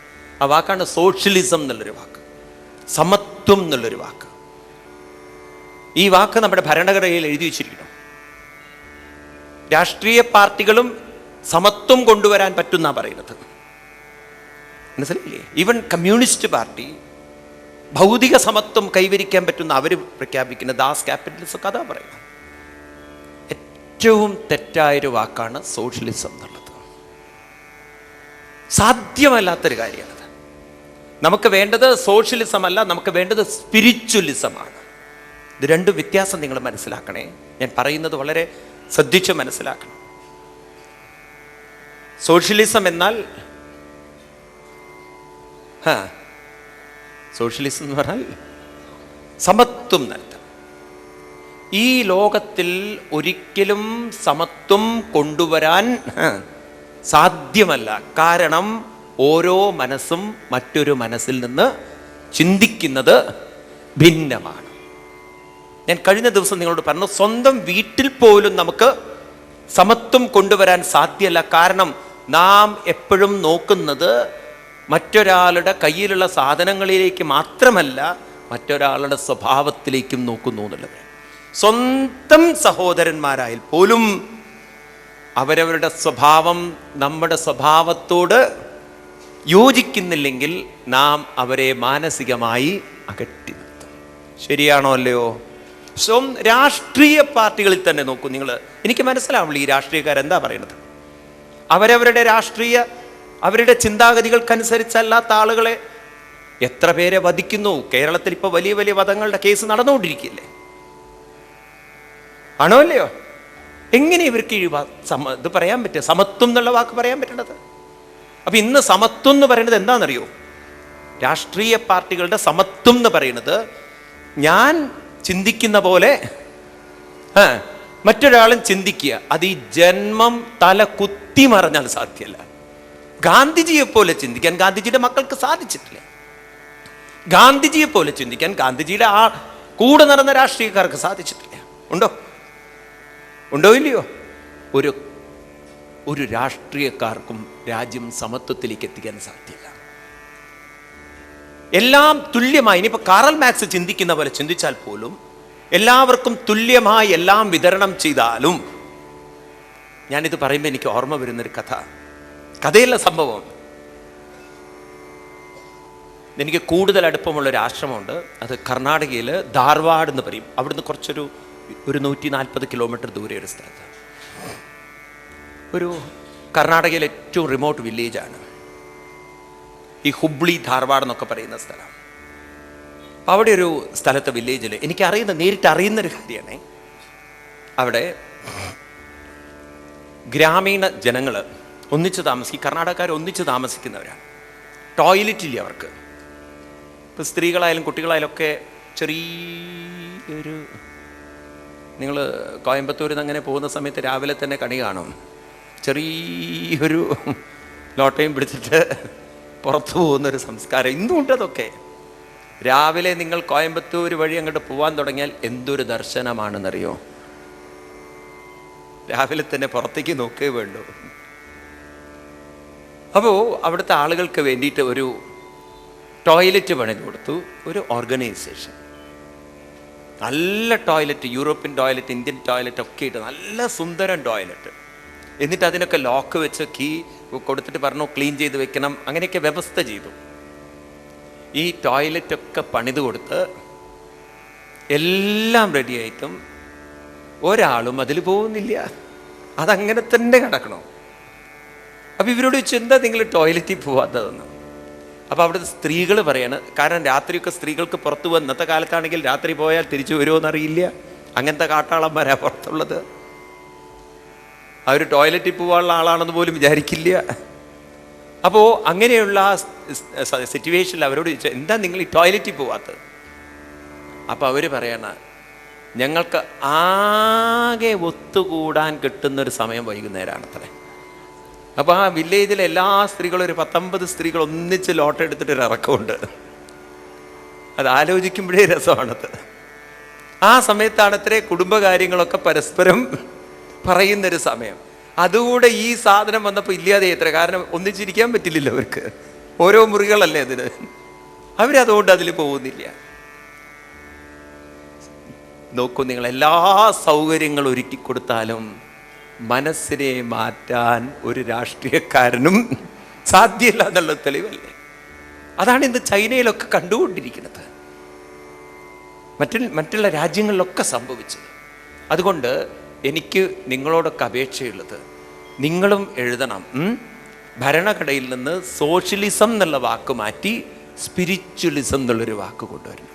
സ്പിരിച്വലിസം എന്ന് പറഞ്ഞാൽ സ്വയം ഉയരുകയും മറ്റൊരാളെ, അത് സ്വാഭാവികമാണ്. കാരണം എത്രയോ പ്രായോഗികമാണ്. വിവേകാനന്ദ സ്വാമികൾക്ക് സാധിച്ചിട്ടുണ്ട്, ശങ്കരാചാര്യ സ്വാമികൾക്ക് സാധിച്ചിട്ടുണ്ട്, നാരായണ ഗുരുദേവന് സാധിച്ചിട്ടുണ്ട്, കൃഷ്ണന് സാധിച്ചിട്ടുണ്ട്, ഇന്നും സാധിക്കുന്നു എന്നതിൻ്റെ തെളിവാണല്ലോ ഞാനും നിങ്ങളും ഇവിടെ ഇരിക്കുന്നത്. സോഷ്യലിസം സാധ്യമല്ല, എന്നാൽ സ്പിരിച്വലിസം സാധ്യമാകുന്നു എന്നതിൻ്റെ തെളിവാണ് നമ്മൾ ഓരോരുത്തരും. ശരിയാണോ അല്ലയോ? ശരിയാണോ അല്ലയോ? എല്ലാ മനസ്സുകളെയും തുല്യമാക്കലല്ല, ഓരോ മനസ്സും ഉയരുകയും ഉയർത്തുകയും. കൃഷ്ണൻ അതാണ് നമ്മളോട് പറഞ്ഞത്, ഉദ്ധരേതാത്മനാത്മാനം, നിങ്ങൾ ഉയരൂ. സ്മരന്ത സ്മാരയന്തശ്ച മിതോഗോഹരം ഹരിം ഭക്തിയാ സഞ്ചായത ഭക്തി ഉദ്ബിഭ്രതി ഉത്പുളകം തന്നെ ഉദ്ധവരോട് പറയുന്ന വാക്ക്. ഉദ്ധവരെ സ്മരന്ത, അങ്ങ് സ്മരിക്കൂ, മറ്റൊരാളെ സ്മരിപ്പിക്കൂ. കൃഷ്ണൻ എന്തിനാ അവതരിച്ചെന്ന് ചോദിച്ചാൽ തന്നെ പറയും, ഭാഗവതത്തിൽ 10ാമത്തെ സ്കന്ധത്തിൽ 14ാമത്തെ അധ്യായത്തിൽ 55ാം ശ്ലോകത്തിൽ പറയും, ഭഗവാൻ അവതരിച്ചത് കൃഷ്ണമേനം അവേഹിത്വം ആത്മാനം അഖിലാത്മനാം ജഗദ്ഹിതായ, ജഗദ്ഹിതായ, ജഗത്തിനെ ഹിതം ചെയ്യാൻ, ഉയർത്താനാണ്. കൃഷ്ണന് സാധിച്ചിട്ടുണ്ട്. ജീവിച്ചിരിക്കുന്ന സമയത്ത് ഗോപികമാരെ ഉയർത്താൻ പറ്റിയിട്ടുണ്ട്. ഗോപികമാരെ തന്നെ പറയണു, കൃഷ്ണനിൽ നിന്ന് കിട്ടിയ ഈ ഒരു അറിവുണ്ടല്ലോ. നോക്കൂ നിങ്ങൾ, കൃഷ്ണന്റെ ഭക്തി ഇന്നത്തെ കാലഘട്ടത്തിൽ നമ്മൾ ഒരു ശാസ്ത്രീയമായി കാണിച്ചു കൊടുക്കേണ്ട ഭക്തിയാണ് ഗോപികമാരുടെ ഭക്തി. സാധാരണ ആളുകൾ തെറ്റിദ്ധരിച്ചത് ഒരു ആണും പെണ്ണും തമ്മിലുള്ള എന്താ പറയുക ഡാൻസ് കളിയായിട്ടാണ് കൃഷ്ണൻ്റെ രാസകളി കാണുന്നത്. കോൽക്കളി എടുത്തിട്ട് അങ്ങോട്ടും ഇങ്ങോട്ടും കളിച്ചു കഴിഞ്ഞാൽ എന്താണ്, രാസലീലയായിത്രേ. സ്റ്റേജിൻ്റെ മുകളിൽ നിന്ന് 2 പെണ്ണുകൾ അങ്ങോട്ടും ഇങ്ങോട്ടും ഒരു കൃഷ്ണനെ വേഷം കെട്ടിച്ചിട്ട് കോല് കളിച്ചാൽ രാസലീല എന്ന് പറയുന്നത് ശരിയല്ലത്. കൃഷ്ണൻ ആ രാസലീലയല്ല കളിച്ചത്. കൃഷ്ണൻ്റെ ഗോപികമാരുമായിട്ടുള്ള അടുപ്പം നിങ്ങൾക്ക് കാണണമെങ്കിൽ ഭാഗവതത്തിൽ ദശമസ്കന്ധത്തിൽ 46ഉം 47ഉം അധ്യായങ്ങളെ ഉദ്ധവദൂത് എന്ന് പറയും, അതെടുത്ത് വായിക്കണം. അവിടെ ഉദ്ധവര് കൃഷ്ണൻ പറഞ്ഞതനുസരിച്ച് ഒരിക്കൽ കൂടി മധുര വൃന്ദാവനത്തിൽ പോവുകയാണ്. കൃഷ്ണൻ വിട്ടുപോയതിന് ശേഷം വിരഹത്താൽ തളർന്ന് ഇരിക്കേണ്ട ഗോപികളെ ഉദ്ധവര് കാണുന്നത് കൃഷ്ണൻ പോയിട്ടും അല്പം പോലും മാനസികമായി തളർന്നില്ല എന്ന് മാത്രമല്ല, ഉദ്ധവരെ കൂടി ഒന്ന് ഉയർത്തി പറഞ്ഞയക്കുന്ന ഗോപികമാരെ കണ്ടപ്പോഴാണ് ആ ഗോപികമാരുടെ പാദരേണുക്കളണിഞ്ഞ ഭൂമിയിലെ സ്പർശമേറ്റ ഭൂമിയിലെ രേണുക്കൾ എടുത്തുകൊണ്ട്, മൺതരികൾ എടുത്തുകൊണ്ട് തൻ്റെ ശിരസിലിട്ടുകൊണ്ട് ഉദ്ധവര് പറഞ്ഞത്, വന്ദേ നന്ദവ്രജസ്ത്രീണാം പാദരേണുമഭീഷ്ണചായാസാം ഹരിഗതോദ്ഗീതം പുനാദി ഭുവനത്രയം. മനസ്സിലാവുണ്ടോ? അതൊരു കാമുക ബന്ധമായിരുന്നില്ല. കാമുക ബന്ധമായിരുന്നുവെങ്കിൽ കാമുകൻ പോയാൽ സ്വാഭാവികമാണ് കാമുകി മാനസികമായി തളർന്നു പോവും. ഇവിടെ കൃഷ്ണൻ വേർപിരിഞ്ഞു പോയിട്ടും ഗോപികമാർ തളർന്നില്ല എന്ന് മാത്രമല്ല, മറ്റൊരാളെ പോലും ഉയർത്താൻ ഉദ്ധവർ ചോദിക്കുകയാണ്, ഇങ്ങനെയുള്ളവരെ ഉപദേശിക്കാനാണോ കൃഷ്ണൻ എന്നെ പറഞ്ഞയച്ചത് എന്നാണ് ഉദ്ധവർക്കേ മനസ്സിലാവുന്നില്ല. ആ ഉദ്ധവര് ഗോപികമാരെ കണ്ടുകൊണ്ടൊരു പ്രാർത്ഥന പറയുന്നുണ്ട്. ഓ ഗംഭീരമാണ്. പറയാണ് ഇനിയും ഒരു ജന്മം കിട്ടുകയാണെങ്കിൽ എന്ത് ജന്മമാണ് ഞാൻ സ്വീകരിക്കുക എന്ന് ചോദിച്ചു കഴിഞ്ഞാൽ പറയാണ് ആസാമഹോ ചരണരേണുജുഷാമഹംസ്യൽ വൃന്ദാവനേ കിമപി ഗുൽമലദൗഷധീനാം യാദുസ്ത്യജം സ്വജനമാര്യപദം ച ഹിത്വാം ബേജുർമുകുന്ദ പദവിം ശ്രുതിഭിർവിമയ്ക്കൽ. ഇനിയും ഒരു ജന്മം കിട്ടുകയാണെങ്കിൽ വൃന്ദാവനേ, ഈ വൃന്ദാവന ഭൂമിയിൽ ഔഷധമായി, ഒരു പുല്ലായി, ഒരു ചെടിയായി എനിക്ക് ജന്മം കിട്ടട്ടെ എന്നാണ്. കാരണം അത്ര മാനസികമായി ഉയർന്നവരാണ് ആര്? ഗോപികമാർ. അല്ല, ഇന്നും അത്ര തളരാത്ത ആളുകളൊക്കെ ഉണ്ട്, ഇല്ല എന്നല്ല. പക്ഷേ പൊതുവേ നമ്മൾ തളരുന്നവരെയാണ് കാണുന്നത്. തളരാത്ത എത്രയോ ആളുകളുണ്ട്. ഒരിക്കലൊരു സ്ത്രീ പത്രത്തിൽ കൊടുത്തു, ഭർത്താവ് മരിച്ചു കഴിഞ്ഞപ്പോൾ. സാധാരണ ഈ ഭർത്താവ് മരിച്ചു കഴിഞ്ഞാൽ, അല്ലെങ്കിൽ വീട്ടിലാരെയും മരിച്ചു കഴിഞ്ഞാൽ ഓബിച്ചറി, എന്താ അതിന് പറയാ, നമ്മൾ പത്രത്തിലൊക്കെ അനുശോചനം അല്ലേ? ഈ വാക്ക് ഞാൻ മറക്കില്ല. ഞാൻ ഒരിക്കൽ കണ്ണൂരാണ് തോന്നുന്നു ഒരു പ്രോഗ്രാമിന് പോയ സമയത്ത് എന്നെ സ്വീകരിക്കുകയാണ്. അപ്പം സ്റ്റേജിലിരുത്തിക്കൊണ്ട് അതേ മാഷുമാണ്, അതെനിക്ക് സഹിക്കാൻ പറ്റാത്തത്. അദ്ദേഹം പറയാണ്, അങ്ങനെ ലോകപ്രശസ്തനായ സ്വാമി ഉദിച്ചൈതന്യക്ക് ഞങ്ങളുടെ ആദരാഞ്ജലികൾ. ഈ ആദരാഞ്ജലികൾ മരിച്ചവർക്ക് വേണ്ടി കൊടുക്കണമെന്ന് എനിക്കും അറിയില്ലെന്ന് പിന്നെയാ മനസ്സിലായത്. അതേ മാഷുവാണെന്ന് പിന്നെയാ മനസ്സിലായത്. ഇതേപോലെ ഈ സ്ത്രീ ഭർത്താവ് മരിച്ചപ്പോൾ പേപ്പറിൽ കൊടുത്തു, എൻ്റെ ഭർത്താവിൻ്റെ മരണത്തിൽ നേരിട്ടും കത്ത് മുഖാന്തരവും ഫോണിലൂടെയും അതുപോലെ ഇമെയിലിലൂടെ, ഇന്നിപ്പോൾ അങ്ങനെയൊക്കെയാണല്ലോ, ഞങ്ങൾക്ക് സാന്ത്വനം പകർന്ന എല്ലാവർക്കും നന്ദി എന്ന് വത്സല, 45 വയസ്സ്, വെളുത്ത നിറം, ശുദ്ധജാതകം, ബാധ്യതകൾ ഒന്നുമില്ല, ബന്ധപ്പെടേണ്ട ഫോൺ നമ്പർ അതും കൊടുത്തിട്ട് പറഞ്ഞു, പാലക്കാട് അഡ്രസ്സും കൊടുത്തു. എത്ര അഡ്വാൻസ് ആയി നമ്മൾ. അല്ല, തളരാത്തവർ അന്നുകൊണ്ട് ഇന്നുമുണ്ട്, സംശയമില്ല ആ കാര്യം. അപ്പോൾ പാലക്കാടുകാർ അത്ര മോശമാണെന്നല്ല പറയുന്നത്, പറഞ്ഞു വരുന്നത് അന്നും ഇന്നും ഉണ്ടാകുമായിരിക്കാം. പക്ഷെ പൊതുവേ നമ്മുടെയൊക്കെ മനസ്സ് ദുർബലമാണ്. എന്തെങ്കിലും ഒന്ന് കേൾക്കുമ്പോഴേക്കും, ആരെങ്കിലും ഒന്ന് പറയുമ്പോഴേക്കും, അപ്പോഴേക്കും നമ്മൾ മാനസികമായി തളർന്നു. ഈ തളർച്ചയിൽ നിന്ന് പുറത്ത് കടക്കാൻ നാം ഒരു പരീക്ഷത്തിനെ പോലെ ആയിത്തീരണം. ആരാണ് പരീക്ഷത്ത്? മനസ്സ് ദുർബലമായെങ്കിലും സത്സംഗത്തിലേക്ക് തിരിച്ചു വിട്ടു മഹാൻ. അതുകൊണ്ടൊരു ദശരഥനെ പോലെ തളരേണ്ടി വരുന്നില്ല. അദ്ദേഹം മഹാന്മാരോട് ചോദിച്ചു, ഈ പ്രതിസന്ധിയിൽ നിന്ന് ഞാൻ എങ്ങനെയാണ് കരകയറേണ്ടത്? അപ്പോൾ പറഞ്ഞു, ഹരിദ്വാറിലേക്ക് പോവാം. ആ കാലഘട്ടത്തിൽ വലിയ സത്സംഗങ്ങൾ നടക്കുന്ന സ്ഥലമായിരിക്കണം ഏത്? ഹരിദ്വാർ, ഗംഗയുടെ തീരത്ത്. അപ്പോഴേക്കും പരീക്ഷത്ത് അവിടെ എത്തി. ഗംഗയുടെ തീരത്ത് അദ്ദേഹത്തിന് പർണശാല പണിതു. ഒരുപാട് മഹാന്മാർ അവിടെ എത്തിച്ചേർന്നു. എല്ലാവരും സാധാരണ പറഞ്ഞു കൊടുക്കുക, നമ്മളൊക്കെ പറഞ്ഞു കൊടുക്കുന്ന പോലെ. ഈ നോക്കൂ ഭാഗവതം എങ്ങനെയാണ് കൊണ്ടുപോകുന്നത്. നാമം ജപിക്കൂ അല്ലേ, അങ്ങനെയൊക്കെയല്ലേ പറഞ്ഞു കൊടുക്കുക. പരീക്ഷത്തിനോട് ഇതൊക്കെ പറഞ്ഞിട്ടുണ്ടാകും. പരീക്ഷത്ത് പറഞ്ഞു നാമൊക്കെ ജപിക്കുന്നുണ്ടെങ്കിലും മനസ്സിൽ തക്ഷകനാണ് വരുന്നത്. കാരണം 7ാമത്തെ ദിവസം അതാ കടന്നു വരുന്നത്. അപ്പോൾ ആരോ പറഞ്ഞത്രേ, കണ്ണടച്ച് ജപിച്ചോളൂ എന്ന്. ഈ പേടി വരുമ്പോഴേ, പണ്ട് ഗുരുസ്വാമി പറഞ്ഞതുപോലെ, പാലക്കാട് നിന്ന് ഗുരുസ്വാമിയും ശിഷ്യന്മാരും ശബരിമലയ്ക്ക് പോയി. പമ്പയിൽ നിന്ന് മുകളിലേക്ക് കയറുമ്പോഴാണ് ആരോ പറഞ്ഞത്, ഒറ്റയാൻ വരുന്നുണ്ട് എന്ന്. ഉടനെ ഗുരുസ്വാമി പറഞ്ഞു, സ്വാമിമാരെ, പേടിയുള്ളവരൊക്കെ എൻ്റെ ചുറ്റും കൈകോർത്ത് നിന്നോളൂ എന്ന്. അതിനും വലിയ പേടിയിലാണ് ഗുരുസ്വാമി ഇരിക്കുന്നത്. ഇതേപോലെ പരീക്ഷത്തിനോട് പറഞ്ഞു, കണ്ണടച്ച് ജപിച്ചോളൂ. പരീക്ഷത്ത് പറഞ്ഞു, കണ്ണടയ്ക്കുമ്പോൾ പാമ്പിനെ മാത്രമല്ല കാണുന്നത്, പാമ്പിൻ്റെ നാവ് കൂടെ കാണുന്നുണ്ടെന്ന്. അതല്ലേ പേടി വന്നാൽ കണ്ണടയ്ക്കാൻ പറഞ്ഞാൽ കാര്യമുണ്ടോ? പരീക്ഷത്തിന് മനസ്സിലായി ഇതൊന്നൊരു സൊല്യൂഷനല്ല. നോക്കൂ, ഇതെന്തിനാ പറയണമെന്ന് ചോദിച്ചു കഴിഞ്ഞാൽ, നമ്മളുണ്ടല്ലോ പലപ്പോഴും നമ്മൾ യാന്ത്രികതയുടെ ലോകത്തിൽ ജീവിക്കുന്നു. അതുകൊണ്ടാണ് നിങ്ങളുടെയൊക്കെ ഉള്ളിലുണ്ടല്ലോ ഇത്തരത്തിലുള്ള ഉപദേശങ്ങൾ. നോക്കൂ, നാമം ജപിക്കൂ, ദൈവത്തോട് പ്രാർത്ഥിക്കൂ, ദൈവത്തെ വിശ്വസിക്കൂ. ഈ വിഡ്ഢിത്തരങ്ങളൊന്നും ഒരാളോടും പറയരുത്. എന്തൊക്കെ പറയരുത്? ഈ നാമം ജപിക്കുക, ആ കാലഘട്ടം പോയി. ഇപ്പോൾ പണ്ട് നാമം ജപിക്കൂ എന്ന് പറഞ്ഞാൽ നാമം ജപിക്കൂ പറഞ്ഞാൽ നമുക്ക് വിഷമമില്ലേ? ഇന്നിപ്പം നമുക്ക് നാമം ജപിക്കുമ്പോൾ തന്നെ 100 ചോദ്യങ്ങളാണ്. കാരണം നമ്മുടെ മനസ്സിൽ ചോദ്യങ്ങൾ വരുന്നുണ്ട്. ഇത്രയൊക്കെ നാമം ചൊല്ലിയിട്ട് ഈ വീട്ടുകാരെ നേരെയിട്ടില്ല, അച്ഛൻ്റെ അമ്മയുടെ സ്വഭാവം അതുപോലെ ഇരിക്കുന്നുണ്ട്, പിന്നെ ഇനി ഞാൻ നാമം ചൊല്ലിയാൽ എവിടെയാണ് മാറ്റം വരാൻ പോകുന്നത്?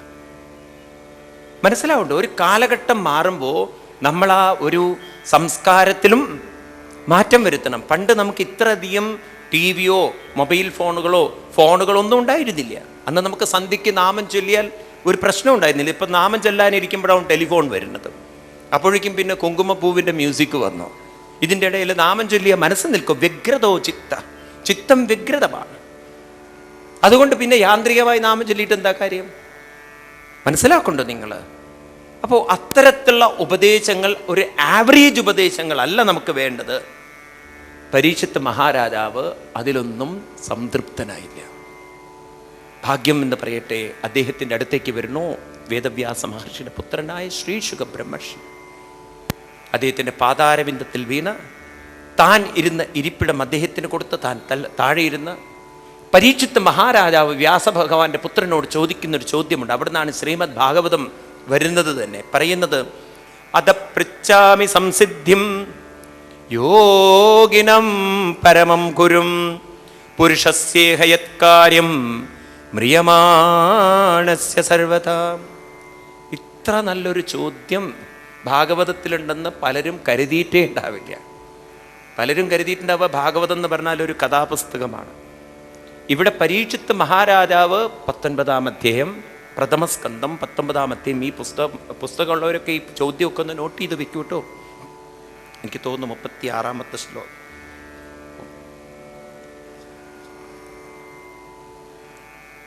പ്രഥമസ്കന്ധത്തിൽ 19-ാം അധ്യായത്തിൽ 37-ാമത്തെ ശ്ലോകം. അവിടെയാണ് പരീക്ഷിത്ത് മഹാരാജാവിൻ്റെ ചോദ്യം ഇന്ന് പ്രസക്തമായിരിക്കുന്നത്. അദപൃച്ഛാമി സംസിദ്ധിം യോഗിനം പരമം ഗുരും. അങ്ങ് യോഗികളിൽ വെച്ച പരമഗുരുവാണ്. എന്നെ ഉയർത്താൻ എല്ലാ അറിവും കഴിവും അങ്ങയ്ക്കുണ്ട്. എനിക്കൊരു കാര്യമേ അറിയൂ, മ്രിയമാണം സർവദാ മ്രിയമാണം. ഏത് കാര്യം? മ്രിയം എന്ന വാക്കിന് തളരുക എന്നർത്ഥം. ഈ മ്രിയം എന്നുള്ളതിന് മരണം എന്ന് എപ്പോഴും ഒരേ അർത്ഥമെടുക്കരുത്. മനസ്സ് തളരുന്ന ഒരു വ്യക്തിക്ക്, അല്ലെങ്കിൽ മനസ്സ് തളരുമ്പോൾ അതിൽ നിന്ന് പുറത്ത് കടക്കാൻ ഏത് കാര്യം? എന്താണ്? പറയൂ, മനസ്സിലായില്ല. ചോദ്യം ഇതാണ്. സർവദാ മ്രിയമാണം ഏത് കാര്യം? സർവദാ എപ്പോഴും മ്രിയം എന്ന് പറഞ്ഞാൽ തളരുന്ന ഒരു മനസ്സിന് ഏത് കാര്യം? ഇതിൽ നിന്ന് എങ്ങനെയാണ് ഉയരാൻ സാധിക്കുക, പുറത്ത് കടക്കാൻ സാധിക്കുക? ആ ഒരു ചോദ്യം ഇന്നും എന്നും പ്രസക്തമല്ലേ എന്നാണ് ഞാൻ ചോദിക്കുന്നത്. ദൈവത്തെ കാണിച്ചു തരൂ, ദൈവത്തെ കൊണ്ടെൻ്റെ ദുഃഖം തീർത്തു തരൂ, അങ്ങനെയൊന്നല്ല ചോദിക്കുന്നത് തളരുന്ന ഒരു മനസ്സിന് എങ്ങനെ, പറയൂ, ഉയരാൻ സാധിക്കും? ഏത് കാര്യം എന്നാണ്. ഏത് കാര്യം? സർവദാ മ്രിയമാണം. അതുകൊണ്ട് എൻ്റെയും നിങ്ങളുടെയും പ്രശ്നമാണ് ഭാഗവത്തിൽ പറയുന്നത്. പലപ്പോഴും നമ്മൾ പല സാഹചര്യത്തിലും മാനസികമായി ഒന്ന് അസ്വസ്ഥമാകുമ്പോൾ എങ്ങനെ ഈ അസ്വസ്ഥതയിൽ നിന്നും പുറത്തു കടക്കാൻ സാധിക്കും? അതുകൊണ്ട് ഭാഗവതം എന്ന് പറയുന്നത് ഒരു കാലഘട്ടത്തിൻ്റെ ടെക്സ്റ്റ് അല്ല. ശ്രദ്ധിക്കണേ ഞാൻ പറയുന്നത്, it is not a historical text. ഒരു കാലഘട്ടത്തിൻ്റെ ടെക്സ്റ്റ് അല്ല, ഇത് എന്നും ജീവിക്കുന്ന ശാസ്ത്രമാണ്. It is an ever living science. കാരണം this problem is a universal problem. അതുകൊണ്ടൊരു ഹിന്ദു ഗ്രന്ഥം എന്ന് പറയാൻ പറ്റില്ല ഇതിനെ. നമുക്ക് പറ്റിയൊരു വിഷമം അതാണ്. ഈ ഭാഗവതത്തിനും ഗീതയ്ക്കൊക്കെ മറ്റു മതങ്ങൾ അടിച്ചേൽപ്പിച്ചു പോയി ഇത് ഹിന്ദുക്കളുടെ ഗ്രന്ഥമാണ്. ഇത് ഹിന്ദുയിസത്തെക്കുറിച്ചല്ല പറയുന്നത്. എന്താ, മുസ്ലിങ്ങളുടെ ഇടയിൽ മാനസികമായി തളരില്ല? ക്രിസ്ത്യാനികളുടെ ഇടയിൽ തളരില്ല? ഉണ്ടോ ഇല്ലയോ? മനസ്സിലാവുണ്ടോ നിങ്ങൾക്ക്? അതുകൊണ്ട് ഇന്ന് എത്രയോ ഇതര മതസ്ഥർ ഇതിലേക്ക് വരുന്നുണ്ട്. അപ്പം എനിക്കും നിങ്ങൾക്കുള്ളൊരു കർത്തവ്യം എന്താണെന്ന് വെച്ചാൽ, ഭാഗവതത്തെ ഒരു പുരാണ കഥയായി പറയാതെ ഇന്നത്തെ മനുഷ്യൻ്റെ സമകാലീന പ്രശ്നങ്ങളുമായി അതിനെ ബന്ധിപ്പിച്ചുകൊണ്ട് നമ്മൾ അതൊക്കെ ഉണ്ട് ഭാഗവതത്തിൽ. പക്ഷേ ഭൂരിപക്ഷം ആളുകളും അതല്ല കാണുന്നത്, അത് വേറെ പലതുമാണ് കാണുന്നത്. ഭാഗവതത്തിലുണ്ടല്ലോ നിങ്ങളൊരു എന്താ പറയുക, ഏത് ദൃഷ്ടിയിൽ നോക്കുന്നു എന്നുള്ളതാണ്. വേദവ്യാസ മഹർഷി ഒരു ശ്ലോകം പറയും. ഈ രംഗം പറയുന്നത് കൃഷ്ണൻ കുവലയാപീഠത്തെ വധിച്ച് ആനക്കൊമ്പുമായി കംസന്റെ മഞ്ചത്തിലേക്ക് ചാടാൻ വേണ്ടി നിൽക്കുമ്പോൾ ഒരു നിമിഷം വ്യാസഭഗവാൻ കൃഷ്ണനെ അവിടെ നിർത്തും. കൃഷ്ണ ഒരു നിമിഷം ഫോട്ടോ എടുക്കട്ടെ. ശ്രീശുഖബ്രഹ്മർഷി കൃഷ്ണനെ ഒന്ന് നിർത്തിയിട്ട് പറയും, ഒരു നല്ല ശ്ലോകമുണ്ട് ഭാഗവതത്തിൽ ദശമസ്കന്ധത്തിൽ 43-ാം അധ്യായത്തിൽ, തോന്നുന്നു 28-ാമത്തെ ശ്ലോകമാണ്. അവിടെ പറയും, മല്ലാനാമശനേന്ദ്രണം നരവരം സ്ത്രീണം നരോ മൂർത്തിമാൻ ഗോപാനം സ്വജനോ വസതാം ക്ഷിതിഭുജാം സ്യാസ്താസ്വപിത്രോ ശിശു മൃത്യുർഭോജപതേർ വിരാടവിദുഷം തത്വം പരം യോഗിനം വൃഷ്ണീനം പരദേവതേതി വിദിതോ അംഗം ഗതസാഗ്ര. ഒരേ കൃഷ്ണനെ പലരും കാണുന്നത് പല രീതിയിൽ. ഗോപന്മാരെ സ്വജനമായി കാണുന്നു, കംസൻ മൃത്യുവായി കാണുന്നു, കാലനായി കാണുന്നു, സ്ത്രീകൾ കാമദേവനായി കാണുന്നു, യോഗി തത്വം അവരുടെ അന്തരാത്മാവായി കാണുന്നു. ഒരേ കൃഷ്ണനെ കാണുന്നത് ഇതുപോലെയാണ്. നിങ്ങൾ ഭാഗവതത്തെ നോക്കുമ്പോൾ എന്താ കാണുന്നത്? കഥകളാണോ അതോ ജീവിതമാണോ? അപ്പം നിങ്ങൾ തീരുമാനിക്കുക എന്ത് കാണണം. ഇത്തരം ശ്ലോകങ്ങളൊക്കെ നിങ്ങളുടെ മനസ്സിൽ പതിയണം. അപ്പോഴേ നിങ്ങൾക്ക് ഈ ഭാഗവതത്തെ മറ്റൊരാളുടെ ജീവിതത്തിലേക്ക് പ്രയോജനപ്പെടുത്തി കൊടുക്കാൻ പറ്റുള്ളൂ. ഭാഗവതത്തിൽ എന്താ ചോദ്യം? സർവദാ മ്രിയമാണം യത് കാര്യം. ഇത്രയേ ഉള്ളൂ. എന്താണ് സർവദാ മ്രിയമാണം യത് കാര്യം? സർവദാ എന്ന് പറഞ്ഞാൽ എപ്പോഴും പല സാഹചര്യത്താൽ മ്രിയം താഴോട്ട് പോകുന്ന, ദുർബലമാകുന്ന, തളരുന്ന ഒരു മനസ്സിന് യത് കാര്യം എന്ന് പറഞ്ഞാൽ എങ്ങനെ അതിൽ നിന്നും പുറത്ത് കിടക്കാം. അപ്പം അതിന് മതമില്ല, ഒരു തരത്തിലും അതിനെ നിങ്ങൾക്ക് പരിമിതപ്പെടുത്താൻ സാധ്യമല്ല. വേണ്ടതല്ലേ ഇത്? വേണോ വേണ്ടയോ? ഒരു കൂട്ടായൊരു പരിശ്രമം വേണം. എനിക്ക് നിങ്ങളുടെയൊക്കെ സഹായം വേണം അതിന്. നമ്മൾ ഈ ഭാഗവതത്തെയൊക്കെ ഒന്നുണ്ടല്ലോ പ്രചരിപ്പിച്ചു കഴിഞ്ഞാൽ അന്ധമായ രാഷ്ട്രീയം, അന്ധമായ മദ്യപാനം, അതൊക്കെ ഒരു അന്ധമായ ഭക്തിവിശ്വാസങ്ങൾ, ഇതൊക്കെ ചൂഷണം ചെയ്ത്, മനസ്സിലായില്ലേ? പലരും എന്താ പറയുക, ഒരു അന്ധതയിൽ ജീവിക്കുന്നു. വെറുതെയല്ല പറഞ്ഞത്, അജ്ഞാനതിമിരാന്തസ്യ ജ്ഞാനാഞ്ജനശലാകയാ ചക്ഷുരുന്മീലിതം യേന തസ്മൈ ശ്രീ ഗുരവേ നമഃ. പക്ഷേ ഇതൊക്കെ നിങ്ങൾ കേട്ടാലും ശങ്കരൻ വീണ്ടും വീട്ടിൽ ചെന്നാൽ തെങ്ങിത്തന്നെ. കൃഷ്ണ ഗുരുവായൂരപ്പ നോക്കണേ നോക്കണേ കാപ്പാടണേ, എന്ത് തന്നെ പഴം നിവേദിക്കാം. നിങ്ങളത് ശീലിച്ചു പോയി. അത് കാരണം നിങ്ങൾക്ക് ദൈവമായി പോയി കൃഷ്ണൻ, നിങ്ങൾ ഗുരുവായി കാണുന്നില്ല. പണ്ട് എന്താ പറയുക, പിച്ചയെടുത്ത് നടന്ന ഒരാളുണ്ടായിരുന്നു. ചെറുപ്പക്കാരൻ, 10-30 വയസ്സേ ഉള്ളൂ. എന്നാലും പിച്ചയാചിക്കലാണ് തൊഴിൽ. മുനിസിപ്പൽ ബസ് സ്റ്റാൻഡിൻ്റെ അവിടെ നിൽക്കും. അങ്ങനെ പിച്ചയാചിച്ച് 1 രൂപ 50 പൈസ, 1 രൂപ 50 പൈസ. ഇന്നിപ്പോൾ പിച്ചക്കാരും മിനിമം 50 കൊടുത്താലേ അവർ. ഞാൻ ബോംബെയിൽ നിന്ന് എനിക്ക് നല്ലൊരു അനുഭവം. ഞാൻ എയർപോർട്ടിലേക്ക് പോവുകയാണ്. അപ്പോൾ അവിടെ റോട്ടിൽ ഒരുപാട് പിച്ചക്കാരുണ്ട്. രാവിലെ തന്നെ ഒരു ആൾ ഓടി വന്ന് കാറ് നിർത്തി. ഞാൻ പറഞ്ഞു, നീ പാവം കൊടുക്കുമല്ലോ നിന്ന്. അപ്പം ഞാൻ ഇങ്ങനെയാണ് പോകുന്നത്. അതുകൊണ്ട് ഞാൻ അടുത്തിരിക്കുന്ന ആളെ ഡ്രൈവറോട് പറഞ്ഞ് കാശ് തരാൻ. അപ്പം അദ്ദേഹം ഒരു കോയിൻ തന്നെ, എനിക്കറിയില്ല എത്ര രൂപയാണ്, ഞാൻ ഇദ്ദേഹത്തിന് കൊടുത്തു. ഉടനെ അദ്ദേഹം ഒരു 5 രൂപയും കൂടി എനിക്ക് തന്നിട്ട് പറഞ്ഞു, നിങ്ങൾ പോയി ചായ കുടിക്കുമെന്ന്. കൊടുത്തത് 1 രൂപയാണ്. ആ 1 രൂപ കൊടുത്തപ്പോൾ അയാൾ 5 രൂപ ഇങ്ങോട്ട് തന്നിരിക്കുന്നു. അല്ല, പിച്ചക്കാരും ഇപ്പം മിനിമം ചാർജ് ഉണ്ട്. ഈ പിച്ചക്കാരിങ്ങനെ യാചിക്കും. യാചിച്ച് നോക്കൂ, നല്ല ഭാഗ്യം. ഓരോരുത്തരുടെയും സമയമുണ്ടല്ലോ. ആരോ ആ പിച്ചക്കാരന് ക്രിസ്തുമസ് ബമ്പർ കൊടുത്തു. ഇപ്പോൾ ക്രിസ്തുമസ് കഴിഞ്ഞതല്ലോ. 40 ലക്ഷത്തിൻ്റെ ലോട്ടറി ആ പിച്ചക്കാരൻ അടിച്ചു.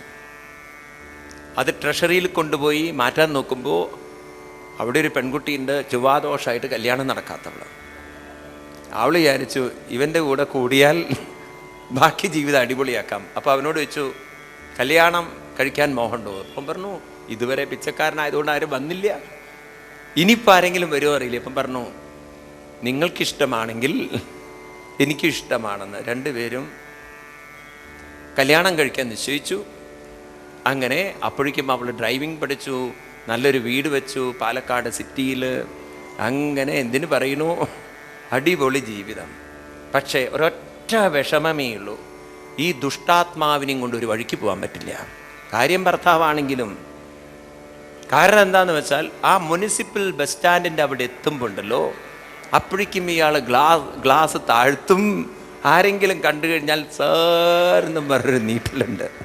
ഇത് കാണുമ്പോൾ ഭാര്യ കാല് കൊണ്ട് ഒരു ചവിട്ട് വെച്ച് കൊടുക്കും. 40 ലക്ഷത്തിൻ്റെ പൈസ ഉള്ള ഒരാളാണ്. നിങ്ങളാരെങ്കിലും വായിച്ചോന്നറിയില്ലേ, പത്രത്തിൽ ഒരു സ്ത്രീ പിച്ചയാചിച്ച് നടന്ന സ്ത്രീ മരിച്ചിട്ട് തൃശ്ശൂരിൽ അവരുടെ ഭാണ്ഡം തുറന്നു നോക്കിയപ്പോൾ 8 ലക്ഷം രൂപ. ഈ 8 ലക്ഷം വെച്ചിട്ടാണ് അവർ പിച്ചയെടുത്ത് ജീവിച്ചെന്ന് ആലോചിച്ച് നോക്കൂ. ഇതുപോലെ നമ്മളിലൊക്കെ ഒരു പിച്ചക്കാരനുണ്ട്. അത് നിങ്ങൾ ശീലിച്ചു പോയി. നിങ്ങളിനിപ്പോൾ എത്രയൊക്കെ എന്തൊക്കെ പറഞ്ഞാലും ഗുരുവായൂർ അമ്പലത്തിൽ കൊണ്ട് ഇട്ട് കഴിഞ്ഞാൽ, ആ ഗുരുവായൂരപ്പൻ്റെ രൂപം കണ്ടു കഴിഞ്ഞാൽ, കൃഷ്ണ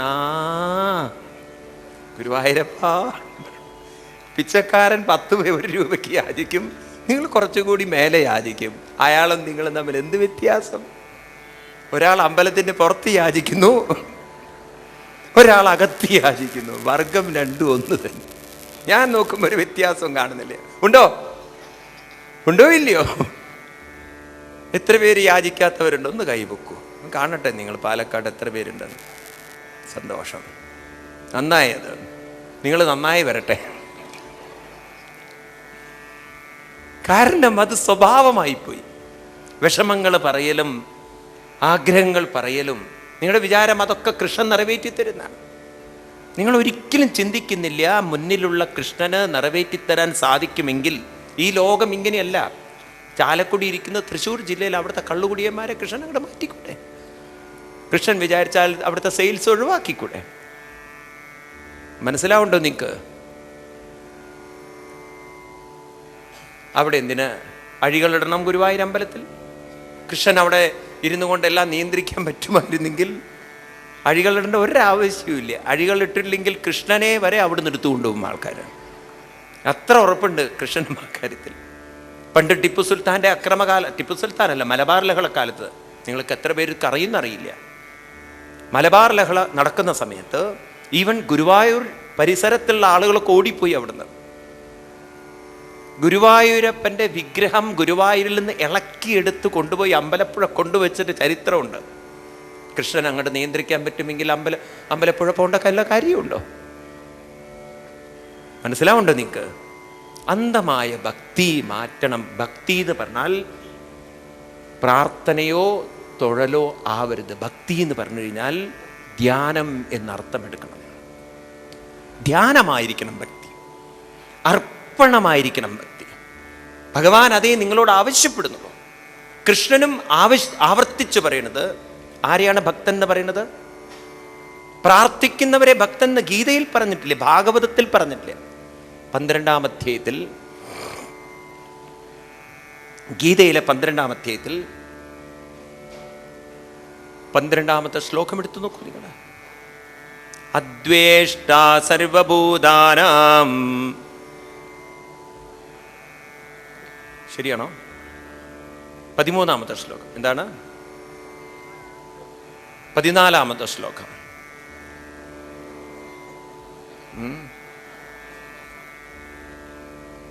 ഏത് ശ്ലോകം?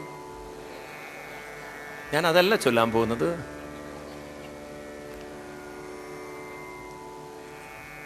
അദ്വേഷ്ട സർവഭൂതാനാം എന്നുള്ള 13-ാമത്തത്. അത് കഴിഞ്ഞ് 14-ാമത്തത് സന്തുഷ്ട സതതം യോഗി യഥാത്മാ ദൃഢനിശ്ചയ മയി അർപ്പിത മനോ ബുദ്ധി യോ മദ്ഭക്ത.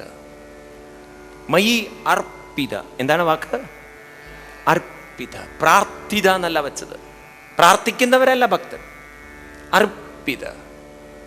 ശ്രദ്ധിക്കണേ, വാസ്തവത്തിൽ എല്ലാ റിലീജിയനും ഉണ്ടല്ലോ, വളരെ വളരെ ഈ പോയിന്റ്, മൈന്യൂട്ടായ പോയിന്റ് മിസ് ചെയ്ത് കളഞ്ഞു. എല്ലാ റിലീജിയനും ഇത് മിസ്സായിപ്പോയി.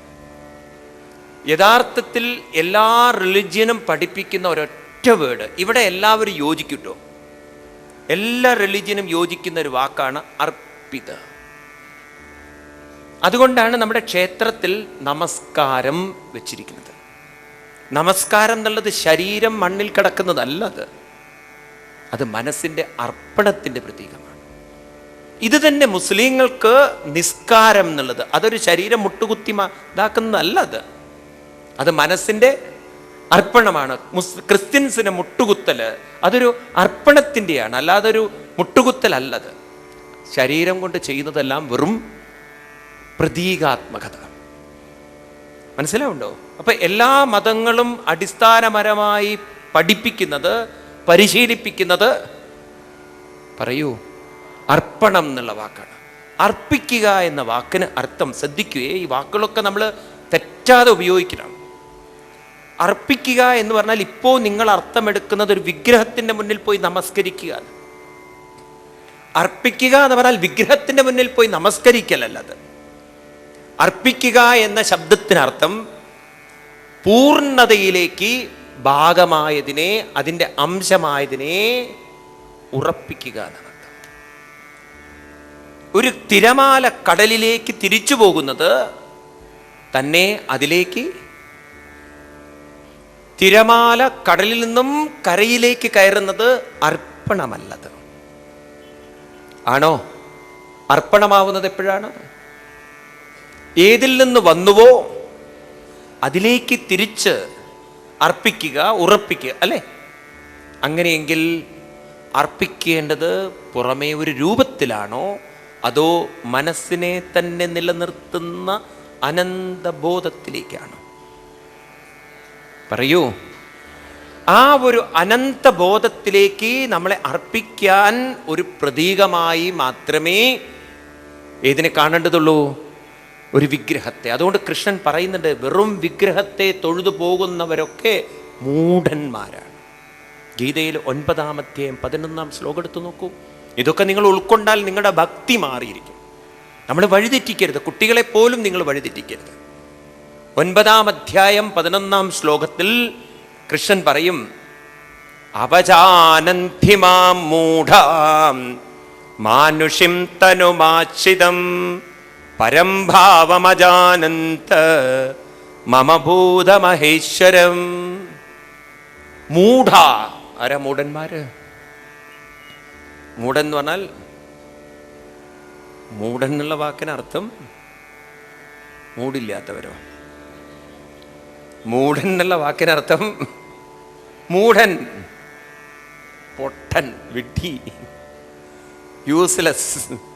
മൂഢന്മാരെന്നെ മനസ്സിലാക്കുന്നത് മാനുഷ്യം തനും, മനുഷ്യന്റെ തനു, ശരീരം. വെറും ഒരു കൃഷ്ണനെ വിഗ്രഹമായി കാണുന്നവരൊക്കെ പറയൂ മൂഢന്മാരാണ്. നിങ്ങളൊന്നും മൂഢന്മാരല്ലല്ലോ. കൃഷ്ണനെ വെറും ഒരു രൂപമായി കാണുന്നവരൊക്കെ മൂഢന്മാരാണ്. നിങ്ങളാരും മൂഢന്മാരല്ലോ. ഞങ്ങൾക്ക് മൂട് പോവാറുണ്ട് സ്വാമി. മൂഢന്മാരല്ല. ചിലവർക്ക് രാവിലെ എണീറ്റ മൂട് പോവും, പിന്നെ മൂഡ് ഔട്ടാവുന്നവരുണ്ട്. ആൾക്കൊന്ന് മൂഡ് ഔട്ടാണെന്ന്, മൂഡ് ഓഫാണ്, ഇതൊക്കെ പറയാറില്ലേ നിങ്ങൾ? അപ്പോൾ ഇവിടെ മൂഢൻ ആവരുത്. മൂഢ, ആ വാക്ക് ശ്രദ്ധിക്കൂ നിങ്ങൾ. പിന്നെ എന്ത് ചെയ്യണം? പരംഭാവം അജാനന്ത്, എൻ്റെ പരമമായ ഭാവം അറിയൂ എന്നാണ്. അജാനന്ത് സർവഭൂത മഹേശ്വരം. ഞാൻ നിങ്ങളുടെ മുന്നിലുള്ള ഒരു ഒബ്ജക്റ്റ് അല്ല, ഞാൻ നിങ്ങളിലുള്ള ഒരു സബ്ജക്റ്റാണ്. എന്നെ നിങ്ങൾ പുറത്തല്ല അന്വേഷിക്കേണ്ടത്, കാണേണ്ടത്. ഉള്ളിലുള്ള എന്നിൽ നിങ്ങളുടെ മനസ്സിനെ നിങ്ങൾ അർപ്പിച്ചാൽ മതി, ഉറപ്പിച്ചാൽ മതി. നിങ്ങളുടെ ഒരു മനസ്സുണ്ടോ എങ്കിൽ അവിടെ തന്നെ ആരുമുണ്ട്. ഞാൻ ഇന്നലെ പറഞ്ഞത് ഓർക്കുന്നുണ്ടോ? ഒരു ശരീരമുണ്ടോ, ഭൂമിയുണ്ട്. ഉള്ളിൽ വായുവുണ്ടോ, പുറമേ വായുണ്ട്. ഒരു മനസ്സുണ്ടോ? ആ മനസ്സുമായി ബന്ധപ്പെട്ട് അനന്ത ബോധവുമുണ്ട്, പരമാത്മാവുമുണ്ട്. മനസ്സിലാവുണ്ടോ നിനക്ക്? അപ്പം ആ മനസ്സിനെ മനസ്സിലേക്ക് അർപ്പിക്കുക എന്ന് പറഞ്ഞാൽ അല്പനേരം മറ്റുള്ള ചിന്തകളൊക്കെ വിട്ട് ഒരു പോസിറ്റീവ് ചിന്തയിൽ, നല്ല ചിന്തയിൽ മനസ്സിനെ പിടിച്ചിരുത്തുമ്പോൾ നിങ്ങൾ അറിയാതെ നിങ്ങളുടെ മനസ്സ് ആരിലേക്ക് അടുക്കും? പരമാത്മാവിലേക്ക്. അതെപ്പോഴറിയാം? പരമാത്മാവിലേക്ക് അടുക്കും തോറും നിങ്ങളുടെ മനസ്സിൻ്റെ ശക്തി, മനസ്സിൻ്റെ കരുത്ത്, മനസ്സിൻ്റെ ബലം അല്പാൽപമായി കൂടിക്കൂടി വരും. അപ്പം ധ്യാനം ഇതൊരു വലിയ വഴിയാണിത്. ഏതായാലും പരീക്ഷിത്ത് മഹാരാജാവ് ഈ ചോദ്യം ചോദിക്കുമ്പോൾ പറഞ്ഞു, നമുക്ക് ഹരിദ്വാറിലേക്ക് പോവാം. അങ്ങനെ ഹരിദ്വാറിലേക്ക് പുറപ്പെട്ടു. അവിടെ ശ്രീശുക ബ്രഹ്മർഷി കണ്ട് ഈ ചോദ്യം ചോദിക്കുമ്പോൾ ശ്രീശുക ബ്രഹ്മർഷി പറയും, അങ്ങയുടെ പ്രശ്നത്തിന് പരിഹാരം, അതായത് മനസ്സിനെ ഉയർത്താൻ എൻ്റെ കയ്യിൽ ഒരു വലിയ നിധിയുണ്ട്, സമ്പത്തുണ്ട്. എന്താണ് ആ നിധി?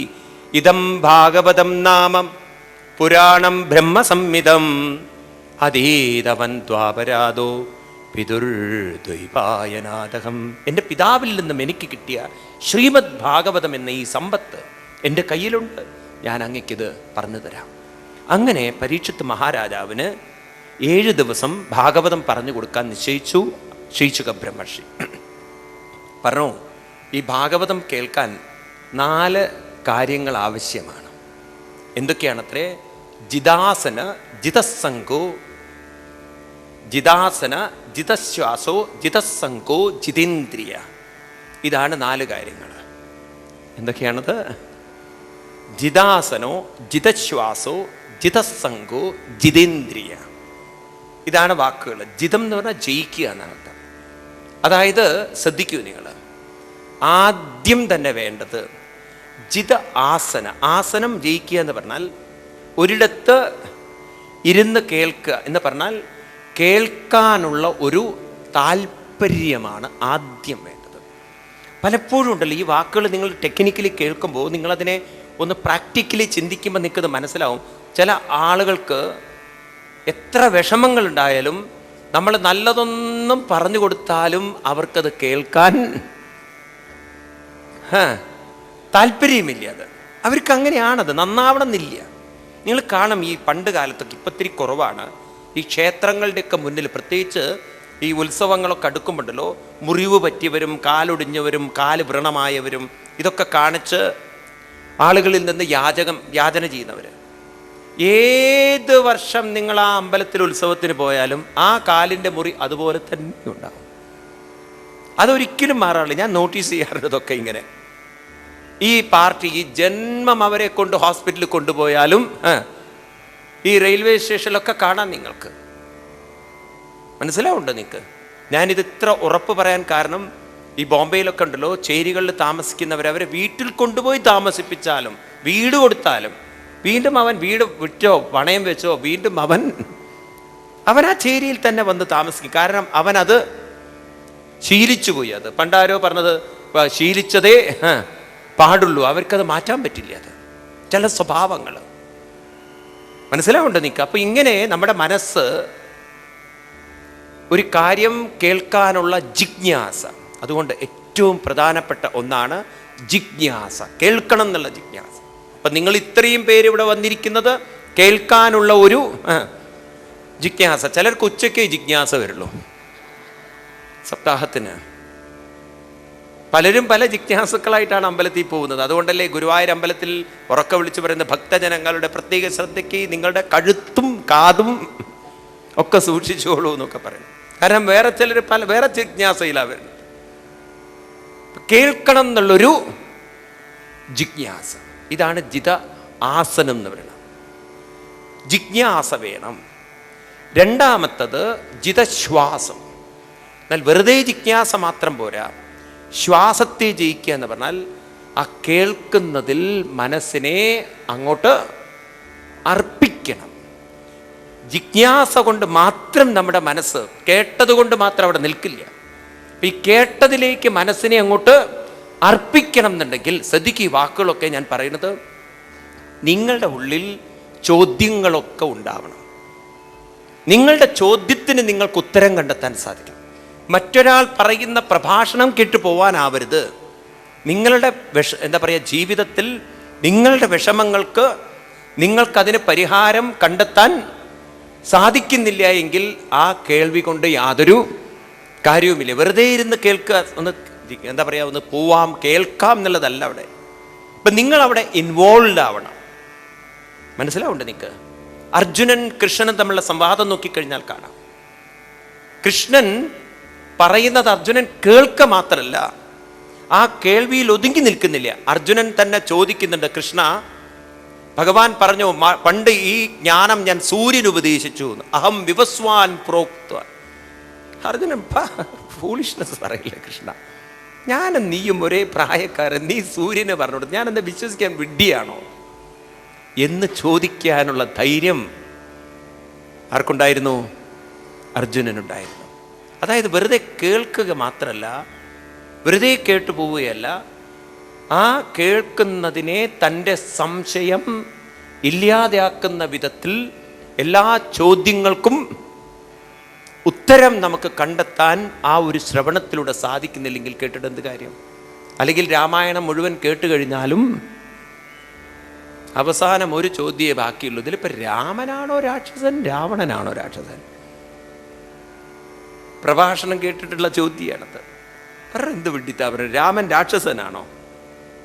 അപ്പോൾ പിന്നെ രാവണനാണോ? രാവണനും രാക്ഷസനല്ല, കാരണം ജനിച്ചത് വലിയ മഹാന്റെ പുത്രനായി.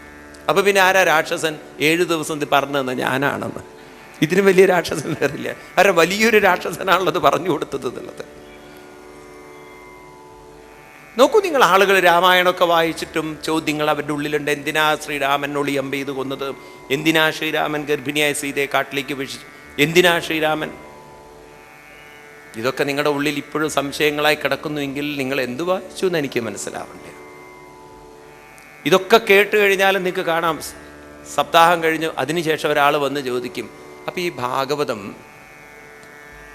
ഉച്ചയ്ക്ക് ശേഷം വായിക്കാൻ പാടുമോ എന്ന്. 2 കള്ളുകുടിയന്മാരിങ്ങനെ നടന്നു പോവുമായിരുന്നു.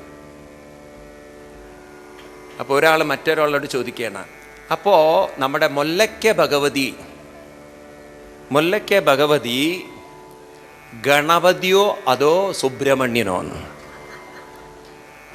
അപ്പോൾ മറ്റേ കള്ളുകൂടിയൻ പറയാ, എടാ വിഡ്ഢി, തുമ്പിക്കൈ കണ്ടാ അറിയില്ലേ മഹാവിഷ്ണുവാണ് എന്ന്. ഈ തരത്തിലുള്ള ജന്തുക്കളാണ് നമ്മുടെ ആളുകൾ. എന്താ പറയുക? പറഞ്ഞ പോലെ വെറുതെ കേൾക്കുക അല്ല വേണ്ടത്, സംശയങ്ങളെ ഇല്ലാതെ. ചിദ്യന്തേ സർവസംശയ. ഇവിടെ പരീക്ഷത്വം അതാണ് ചെയ്യുക. കേൾക്കുക മാത്രമല്ല, സംശയങ്ങളൊക്കെ ചോദിക്കുക. അതുകൊണ്ട് നമ്മുടെ ഋഷീശ്വരന്മാർ ഈ സത്സംഗത്തിന് പേര് കൊടുത്തിരിക്കുന്നത് സംവാദം എന്നാണ്. സംവാദം എന്ന് പറഞ്ഞു കഴിഞ്ഞാൽ പരസ്പരം ചർച്ച ചെയ്യുക, കാര്യം മനസ്സിലാകുന്നത് വരെ ചർച്ച ചെയ്യുക. അപ്പം നമ്മൾ പ്രഭാഷണങ്ങൾക്ക് പോകുന്നു എന്ന് നിങ്ങൾ പറയുമ്പോഴും പ്രഭാഷണം ആവരുത് നമ്മുടെ ജീവിതം. നമ്മുടെ ഉള്ളിൽ ചോദ്യങ്ങളൊക്കെ ഉണ്ടെങ്കിൽ ആ ചോദ്യങ്ങൾക്കെല്ലാം നമ്മൾ ഒരു ഉത്തരം കണ്ടെത്തണം. അല്ലെങ്കിൽ ഭാഗവതം മുഴുവൻ കേട്ട് കഴിഞ്ഞാലും നിങ്ങളുടെ ഉള്ളിൽ ചില ചോദ്യങ്ങൾ ബാക്കിയാവും. ഇതെപ്പോൾ വായിക്കണം? പകല് വായിക്കാൻ പാടുമോ? സ്ത്രീകളാണെങ്കിൽ പീരീഡ് ആകുമ്പോൾ വായിക്കാൻ പാടുമോ? മരിച്ച പെലയിൽ വായിക്കാൻ പാടുമോ? പ്രസവിച്ച പെലയിൽ വായിക്കാൻ പാടുമോ? ഗ്രൗണ്ടിലിരുന്ന് വായിക്കാൻ പാടുമോ? ഇനിയിപ്പോൾ ചെരുപ്പിട്ടിട്ട് വായിക്കാൻ പാടുമോ? എന്തൊക്കെ ചോദ്യങ്ങൾ നിൽക്കുണ്ടാക്കാം. സപ്താഹമൊക്കെ കഴിഞ്ഞ് എല്ലാവരും സന്തോഷമായിട്ടിരിക്കുമ്പോഴാണ് ഒരു സ്ത്രീ ഇരുന്ന് മോങ്ങുന്നത്. അപ്പം എല്ലാവരും കരുതി കൃഷ്ണൻ്റെ ദേഹവിയോഗമൊക്കെ പറഞ്ഞപ്പോൾ അവർ വലിയ കൃഷ്ണഭക്തയാണ്, അതുകൊണ്ട് ഒരു പക്ഷേ കൃഷ്ണൻ്റെ ശരീരത്തിലേക്ക് അമ്പേറ്റു എന്നുള്ള കഥയൊക്കെ പറഞ്ഞപ്പോൾ അവരുടെ മനസ്സിൽ വേദനയുണ്ട്.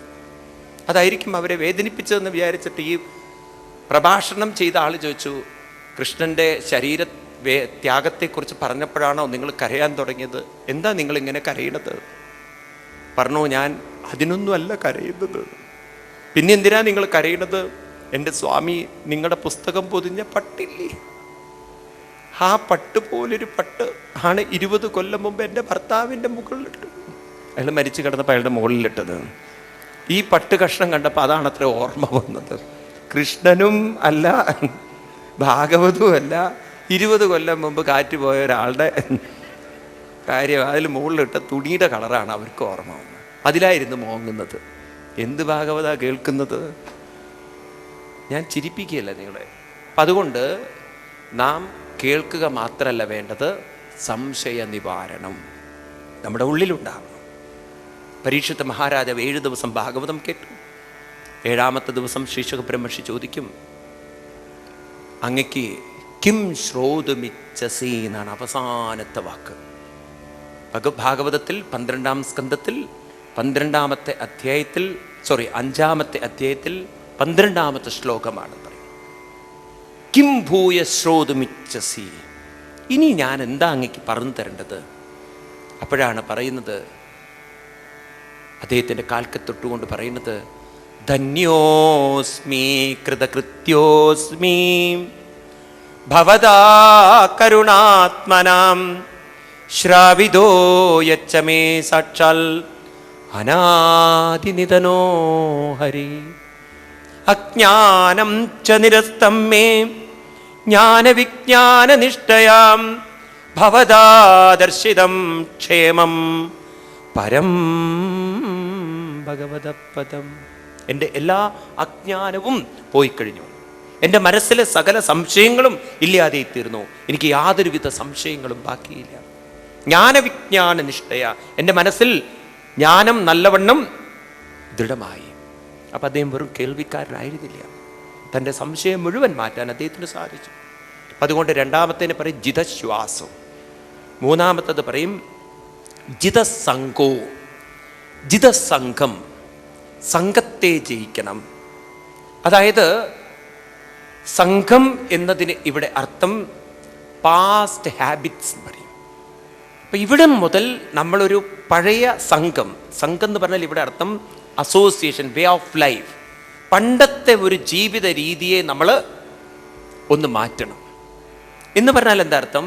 പണ്ട് നാം രാവിലെ തോന്നിയതുപോലെ എണീക്കുക, തോന്നിയതൊക്കെ കഴിക്കുക, അങ്ങനെയൊക്കെയുള്ളൊരു ജീവിതത്തെ ഒന്ന് നിങ്ങൾ ഡിസിപ്ലിൻഡ് ആക്കണം. ജിതസംഘം, പഴയ സംഘം ഒന്ന് മാറ്റണം. നേരത്തെ മനസ്സ് പറഞ്ഞ പ്രകാരമായിരുന്നു ജീവിച്ചെങ്കിൽ ഇനി നിങ്ങൾ പറയുന്ന പ്രകാരം ആര് ജീവിക്കണം? മനസ്സ് ജീവിക്കണം. ഒരു ചെറിയൊരു ചേഞ്ച്, കുറച്ച് നേരത്തെ എണീക്കുക, ധ്യാനം തുടങ്ങുക. ഇതുവരെ നമ്മൾ പരിശീലിച്ചില്ലെങ്കിലും ഇനി ഇവിടം മുതൽ അങ്ങോട്ട് ഞാൻ ദിവസവും കുറച്ച് നേരം ധ്യാനം. നോക്കൂ, നിങ്ങൾ വേറെ ഒന്നും ചെയ്തില്ലെങ്കിലും വേണ്ടിയില്ല, ഒരു 10 മിനിറ്റ് ഇരുന്ന് ധ്യാനിക്കാൻ പരിശീലിക്കൂ. നിങ്ങൾക്ക് തളരാത്തൊരു മനസ്സ് നേടാം. മനസ്സിലാവുണ്ടോ? നിങ്ങൾ എത്രയോ അമ്പലങ്ങളിൽ പോയി തൊഴുന്നതിനേക്കാൾ പുണ്യമാണ് ഒരു 10 മിനിറ്റ് ഇരുന്ന് ധ്യാനിക്കുന്നത്.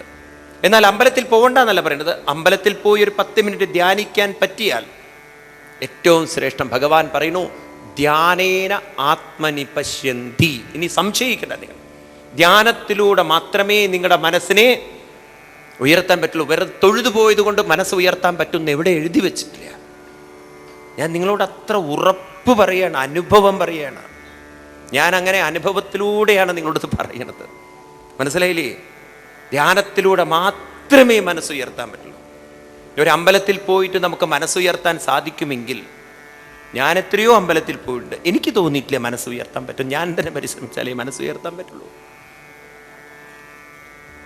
എന്നെ ഒരിക്കൽ കൊണ്ടുപോയി തിരുപ്പതി അമ്പലത്തിൽ, തിരുപ്പതി ഭഗവാന്റെ അടുത്ത്. അപ്പോൾ അവിടുത്തെ VVIPs ഒക്കെ വന്ന് എന്നെ ആ തിരുപ്പതി മൂർത്തിയുടെ മുന്നിൽ കൊണ്ടുപോയി നിർത്തി. എനിക്ക് സത്യം പറഞ്ഞാൽ ആകെ നെർവസാണ് വരുന്നത്. കാരണം ആളുകൾ ഇടിച്ചുകൂടി ബഹളം വെക്കുന്നു അവിടെ തൊഴാൻ വേണ്ടിയിട്ട്. ഞാൻ ആ പ്രധാന പൂജാരിയോട് പറഞ്ഞു, ദേവിയാരിച്ച് എന്നെ ഒന്നും മാറ്റി നിർത്തിയാൽ നല്ലതാണ്. കാരണം എനിക്ക് ആ സമയത്തൊന്നും ചിന്തിക്കാൻ പറ്റുന്നില്ല. വേണ്ട ഒരു എന്താ പറയുക, തോന്നുന്ന ചിന്തകളൊക്കെ പുറകിലുള്ള ആളുകളുടെ ബഹളത്തിൻ്റെ കാര്യമാണ്. എനിക്ക് നല്ല ഉറപ്പാണ്, ഒരു തിരുപ്പതി ഭഗവാനും അവിടെ ജീവനോടുകൂടി ഇരുന്നാൽ പോലും എൻ്റെ മനസ്സിനെ മാറ്റാൻ അവർക്ക് സാധ്യമല്ല. ഞാൻ അനുവദിച്ചിട്ടില്ലെങ്കിൽ ഒരു തിരുപ്പതി ഭഗവാനും എൻ്റെ ചിന്തകളെ മാറ്റാൻ സാധ്യമല്ല. നിങ്ങളതൊക്കെ നല്ലവണ്ണം ഗ്രഹിക്കൂ. മനസ്സിലായില്ലേ? ധർമ്മപുത്രൻ എത്രയോ ക്ലോസ് ആണ് കൃഷ്ണനോട്. എന്നിട്ടും കൃഷ്ണൻ പറഞ്ഞത് പ്രകാരം ധർമ്മപുത്രൻ മനസ്സിനെ മാറ്റിയില്ല. അതുകൊണ്ടാണല്ലോ കൃഷ്ണന് ധർമ്മപുത്രരെ ആരെടുത്ത് കൊണ്ടുപോകേണ്ടി വന്നത്? പറയൂ, ഭീഷ്മാചാര്യരുടെ അടുത്തേക്ക്. ക്ലിയർ അല്ലേ ഇത്? ഇതൊക്കെ നിങ്ങൾ ഉറപ്പിക്കൂ. പിന്നെ ഇങ്ങനെ നമ്മൾ എന്തിനു പ്രാർത്ഥിച്ച സമയങ്ങളാണ്. കൃഷ്ണൻ ജീവനോടുകൂടി ഇരുന്നിട്ട് നിങ്ങളോട് പറയാ നല്ലത് ചിന്തിക്കുമോ? നിങ്ങൾ പറയാ പോയി പണി നോക്ക് കൃഷ്ണ എന്ന്. നിങ്ങൾ പോയി പണി നോക്കേ, ഞാൻ എന്ത് ചിന്തിക്കണം ഞാൻ നിശ്ചയിച്ചോളാം. ദുര്യോധനൻ പറഞ്ഞ പോലെ നിങ്ങൾ പറഞ്ഞാൽ കൃഷ്ണൻ എന്ത് ചെയ്യാൻ പറ്റും? എന്ത് ചെയ്യാൻ പറ്റും കൃഷ്ണന്? അയ്യപ്പസ്വാമിക്ക് എന്ത് ചെയ്യാൻ പറ്റി? വീട്ടിലുള്ളവരുടെ ചിന്ത മാറ്റാൻ പറ്റിയോ? സ്വന്തം വീട്ടുകാരുടെ ചിന്ത മാറ്റാൻ രാമന് മാറ്റിയിട്ടുണ്ടോ? പ്രജകളുടെ ചിന്ത മാറ്റാൻ രാമന് മാറ്റിയിട്ടുണ്ടോ? പറ്റിയിട്ടുണ്ടോ?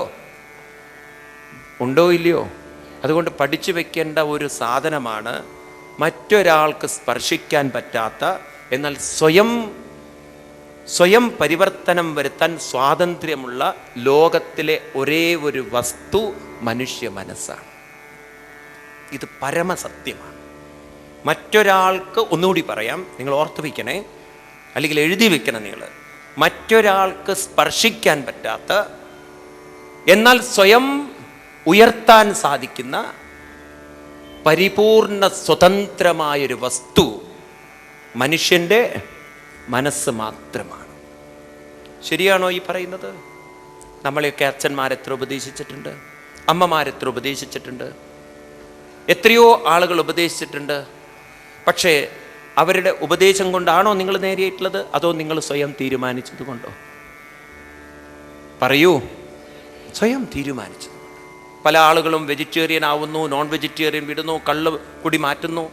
അവരൊക്കെ ഉപദേശം കേട്ടിട്ടാണോ?